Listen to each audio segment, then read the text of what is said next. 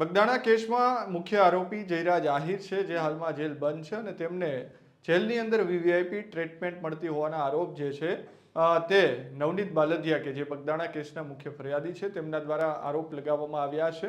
આ આરોપને લઈને તેમણે પત્ર લખ્યો છે અને આ પત્રમાં તેમણે લખ્યું છે કે જયરાજ આહિરને વીવીઆઈપી ટ્રીટમેન્ટ જે છે તે જેલની અંદર મળી રહી છે। ઉલ્લેખનીય છે કે જ્યારે 24 તારીખથી જયરાજ આહિરની ધરપકડ કરી લેવામાં આવી, ત્યારબાદ તેમને કોર્ટમાં રજૂ કરવામાં આવ્યા હતા અને બીજે દિવસે તેમને જેલ હવાલે કરી દેવામાં આવ્યા અને જે છેલ્લા કેટલાક દિવસથી તેઓ જેલ હવાલે છે તેમને જામીન અરજી માટે પણ મહુવા કોર્ટની અંદર પ્રોસેસ જે છે તેમની ચાલુ છે। આગામી 6 તારીખે તે બાબતે સુનાવણી પણ થવાની છે, પરંતુ આ બધાની વચ્ચે બગદાણા કેસમાં જેમને ઢોર માર મારવામાં આવ્યો હતો અને તેમાં જયરાજ આહિર પહેલેથી તેવું કહેવામાં આવતું હતું કે આરોપી છે અને આખરે જયરાજ આહિરની એસઆઈટી દ્વારા ધરપકડ પણ કરી લેવામાં આવી, તેવા જે નવનીતભાઈ બગદાણા છે, નવનીતભાઈ બાલદિયા છે, તેમને આરોપ લગાવ્યા છે કે જયરાજ આહિર છે તેમને જેલની અંદર વીવીઆઈપી ટ્રીટમેન્ટો મળે છે। તેમને એક પત્ર પણ લખ્યો છે। આ પત્ર શું છે તેની વાત કરીએ તો આ પત્ર જે છે તેમને ચીફ જ્યુડિશિયલ મેજિસ્ટ્રેટ સાહેબને લખ્યો છે ભાવનગરને।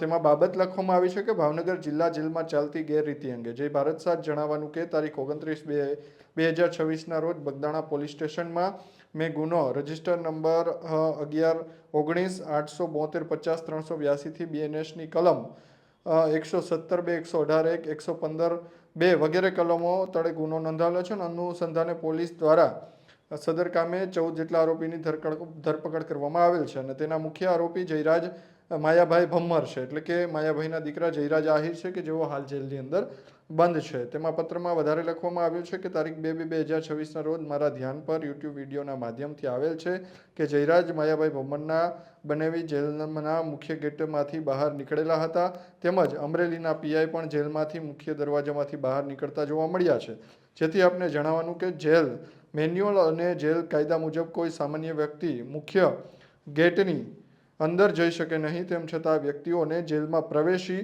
શું કરતા હતા તેની તપાસ કરવામાં આવે। મને જાણવા મળેલ છે કે આ બંને વ્યક્તિઓ જયરાજ માયાભાઈ ભમ્મરને મળવા માટે આવ્યા હતા અને કંઈક અજુગતું કરવા આવેલ હતું તેવું બની શકે છે। જયરાજ માયાભાઈ ભમ્મર ખૂબ મોટી આર્થિક તેમજ રાજકીય વગ ધરાવે છે, જેથી તેને જેલમાં વીવીઆઈપી સુવિધાઓ મળી રહી છે। આવા આરોપ જે છે તે કરવામાં આવ્યા છે, પત્ર લખવામાં આવ્યો છે અને આ પત્રમાં તેમણે જેલમાં વીવીઆઈપી ટ્રીટમેન્ટ મળતી હોવાનું નવનીત બાલદિયાએ કહ્યું છે। વધુમાં તેમણે લખ્યું છે કે આર્થિક તેમજ રાજકીય વગ ધરાવે છે, જેથી તેમને જેલમાં વીવીઆઈપી સુવિધાઓ મળી રહી છે।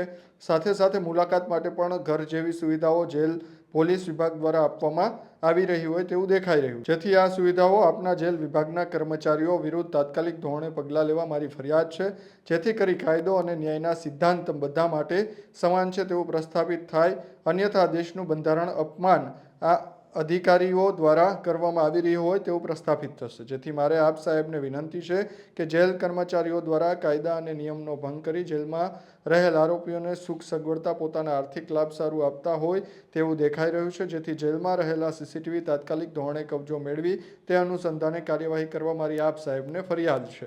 સાથે સાથે ભાવનગર જિલ્લા જેલમાં 6 વાગ્યા પછી જેલનું બીડું ક્યારેય સ્વીકારવામાં આવતું નથી, તેમ છતાં આર્થિક વર્ગ ધરાવતા તથા રાજકીય વર્ગ ધરાવતા લોકો માટે જાણે કાયદો ખીચામાં હોય તેમાં બગદાણા પ્રકરણના આરોપીઓને રાત્રે 8 વાગ્યે બીડું સ્વીકારી જેલ મુક્તિ કરવામાં આવેલ છે, જે અનુસંધાને જેલમાં નિયમોનો ભંગ કરનાર દરેક સંડોવાયેલા અધિકારી વિરુદ્ધ કાર્યવાહી કરવામાં આવે।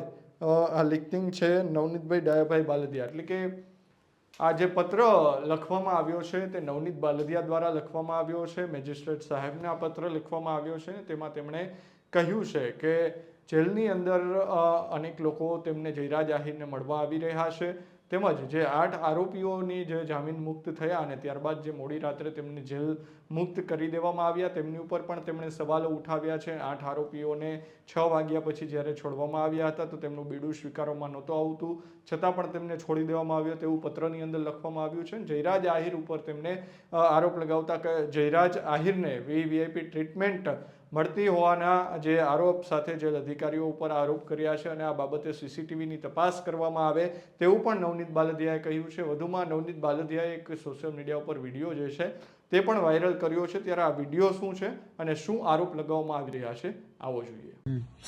મારું નામ નવનીતભાઈ ડાયાભાઈ બાલદિયા છે। હું ભાવનગર જિલ્લા જેલમાં ચાલી રહેલા ગંભીર ગેરરીતિઓ સામે અવાજ ઉઠાવી રહ્યો છું। બગદાણા પોલીસ સ્ટેશનમાં ગંભીર ગુનામાં મુખ્ય આરોપી જયરાજ માયાભાઈ ભમ્મર સહિતના ઘણા આરોપીઓ જેલમાં હોવા છતાં તેમને નિયમો વિરુદ્ધ વીઆઈપી સુવિધાઓ આપવામાં આવી રહી છે. જેલમાં સામાન્ય કેદીઓને જે સુવિધા મળતી નથી તે આરોપીઓને ખુલ્લેઆમ આપવામાં આવે છે. બહારથી ખોરાક પહોંચાડવામાં ખાસ વ્યવસ્થા કરી અને નિયમોનું ઉલ્લંઘન થવું આ બધું ગંભીર બાબત છે. મને માહિતી મળી છે કે સાંજના 6 વાગ્યા પછી પણ આરોપીઓને ખોરાકની વ્યવસ્થા થાય છે અને કેટલાક આરોપીઓને રાત્રે 8 વાગ્યા જેલમાંથી બહાર મૂકવામાં આવે છે. હું માંગ કરું છું કે જિલ્લા જેલના સીસીટીવી ફૂટેજની તપાસ કરવામાં આવે અને જે અધિકારીઓની સંડોવણી છે તેમની સામે કડક કાર્યવાહી કરવામાં આવે. કાયદો બધા માટે સમાન હોવો જોઈએ. જે સજા માટે છે જેલ સજા માટે છે, સુવિધા માટે નહીં. આ મામલે તાત્કાલિક તપાસ થાય એ મારી નમ્ર વિનંતી છે. ત્યારે નવનીત બાલદિયા વિડીયોમાં પણ કહ્યું કે જયરાજ આહિરને વીવીઆઈપી ટ્રીટમેન્ટ મળી રહી છે, જેમાં આ ટ્રીટમેન્ટ બંધ થવી જોઈએ અને તેમની અંદર કાર્યવાહી થવી જોઈએ. જે વ્યક્તિઓ જે એમને વીવીઆઈપી ટ્રીટમેન્ટ આપી રહ્યા છે, જે મળવા આવી રહ્યા છે, તે કોણ છે તે તમામ સીસીટીવી તપાસવા જોઈએ. ત્યારે આગળ હવે આ બાબતે જ્યારે મેજિસ્ટ્રેટ સાહેબને અરજી કરવામાં આવી છે ત્યારે આ બાબતે શું પગલાં લેવામાં આવે છે અથવા તો આ ઘટનામાં શું આવે છે નવું તે પણ જોવું રહેશે.